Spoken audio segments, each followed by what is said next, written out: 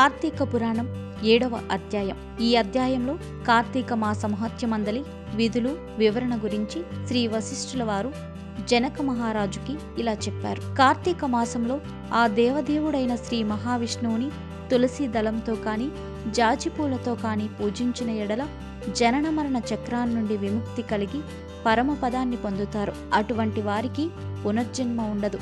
సర్వాంతర్యామి సర్వేశ్వరుడు అయిన సదాశివుని కార్తీక మాసంలో బిల్వదళాలతో అర్చించిన ముక్తిని పొందుతారు.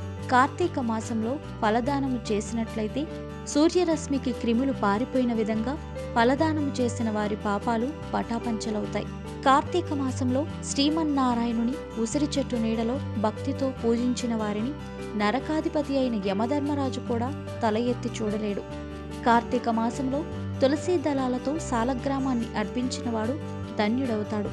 భక్తి శ్రద్ధలతో కార్తీక మాసంలో బ్రాహ్మణులతో వనభోజనము చేసిన వారి పాపాలు నశించిపోతాయి. ఉసిరి చెట్టు కింద సాలగ్రామార్చన చేసి సజ్జనులతో వనభోజనం చేయడం వలన వైకుంఠం ప్రాప్తిస్తుంది.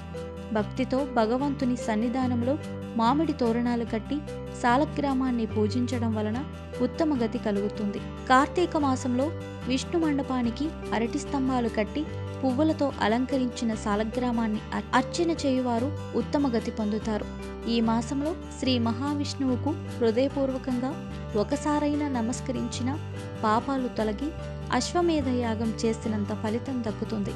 కార్తీక మాసంలో భగవంతుని జపం, హోమం, దేవతార్చన చేసేవారు తమ పితృదేవతల సహితంగా వైకుంఠాన్ని పొందుతారు. కార్తీక మాసంలో వస్త్రదానం చేసినట్లయితే అనేకమైన అశ్వమేధ యాగాలు చేసిన ఫలితం ప్రాప్తిస్తుంది. కార్తీక మాసంలో విష్ణు దేవాలయ శిఖరాన ధ్వజం కట్టే వారి పాపాలు గాలికి దుమ్ము ఎగిరిపోయిన విధంగా ఎగిరిపోతాయి. ఓ మహారాజా, ఈ కార్తీక మాసంలో నల్లని అగసిపూలతో కానీ తెల్లని అగసిపూలతో కానీ కేశవ పూజను చేసిన వారికి 10,000 యజ్ఞాల వల్ల కలిగే ఫలితం కలుగుతుంది. ఆవు పేడతో తులసి కోట ముందు అలికి శంఖం, పద్మం, స్వస్తిక్ మొదలైన ముగ్గులు వేసి అలంకరించిన స్త్రీలు విష్ణు శిష్యురాండు అవుతారు. కార్తీక శుద్ధ చతుర్దశి యందు, కార్తీక బహుళ చతుర్దశి యందు గాని విష్ణు సన్నిధిలో దీపారాధన చేయడం వలన కలిగిన ఫలితాన్ని వివరించటానికి సృష్టికర్త అయిన బ్రహ్మకి కూడా సాధ్యపడదు. కార్తీక చతుర్దశి యందు ప్రమిదలో నువ్వుల గింజలు వేసి అగసి పువ్వులుంచి కేశవాలయంలో దీపం వెలిగించి శ్రీ మహావిష్ణువునికి దీపారాధన చేయవలెను. కార్తీక పౌర్ణమి నాడు జిల్లేడు పూలతో శివారాధన చేసిన వారికి దీర్ఘాయుర్దాయము కలిగి మరణానంతరం శివ సాయుధ్యం కలుగుతుంది. కార్తీక మాసంలో మల్లెపూలతో నారాయణుని పూజించినట్లయితే సూర్యోదయం వల్ల చీకట్లు పోయిన విధంగా అన్ని పాపాలు పటాపంచలవుతాయి. తులసి కాండంతో తీసిన గంధాన్ని శ్రీ మహావిష్ణువునికి అర్పించినట్లయితే పాప విముక్తి పొంది విష్ణు సాయుధ్యాన్ని పొందుతారు. మ్రోల నర్తకుని వలె నాట్యం చేసినట్లయితే జన్మాంతరార్జితమైన పాపాల నుండి విముక్తి కలుగుతుంది. కార్తీక మాసంలో కేశవ దేవాలయాన్ని అందంగా తీర్చిదిద్దిన వారు వైకుంఠంలో విష్ణు పదాన్ని పొందుతారు. కార్తీక మాసంలో అన్నదానం చేయడం వలన సకల పాపాలు పోతాయి. నదీ స్నానం, నువ్వుల దానం, బ్రహ్మపత్రమున భోజనం, కార్తీకమున అన్నదానం, ఈ 4 సమాన ఫలప్రదాలని పెద్దలు అంటూ ఉంటారు. కార్తీక పౌర్ణమి నాడు స్నానం, దానం చేయని వాళ్ళు అనేకసార్లు కుక్క జన్మలెత్తి చివరికి చండాల జన్మ పొందుతారు. కార్తీక మాస వ్రతం చేయని పురుషుడు గాని స్త్రీ గాని అనేక జన్మల్లో గాడిదిగా పుడతారు. కార్తీక పున్నమి నాడు భక్తవత్సలుడైన శ్రీమన్నారాయణుని కదంబ పుష్పాలతో పూజించిన పుణ్యాత్ములు సూర్యమండలాన్ని చీల్చుకొని పోయి స్వర్గంలో సుఖాలు అనుభవిస్తారు.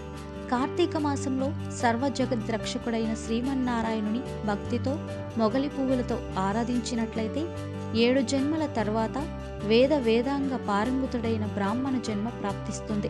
శ్రీమన్నారాయణుని 1000 దళాలు గల కమలాలతో కార్తీక మాసంలో పూజించే మానవులు దీర్ఘాయువును పొంది చివరకు సూర్యలోకం పొందుతారు. శ్రీ మహావిష్ణువు ప్రతిమను అగసిపూలతో అలంకరించి భుజమన దాల్చిన వారు స్వర్గాధిపత్యము పొందుతారు. పురుషులు కాని స్త్రీలు కాని పూలమాలతో తులసి దళాలతో శ్రీమన్నారాయణునికి పూజ చేసినట్లయితే సకల పాపాలు తొలగిపోయి విష్ణు సాయుధ్యం పొందుతారు. కార్తీక మాసంలో ఆఖరి ఆదివారం రోజైన కార్తీక స్నానం చేసినంత మాత్రాన నెలంతా స్నానం చేసిన ఫలితం ప్రాప్తిస్తుంది. కార్తీక మాసంలో మొదటి రోజున శుద్ధ పాడ్యమి, మధ్య రోజైన పౌర్ణమి, చివరి దినమైన చతుర్దశి రోజు స్నానం చేసినట్లయితే ఆ నెలంతా స్నానం చేసిన ఫలితం దక్కుతుంది.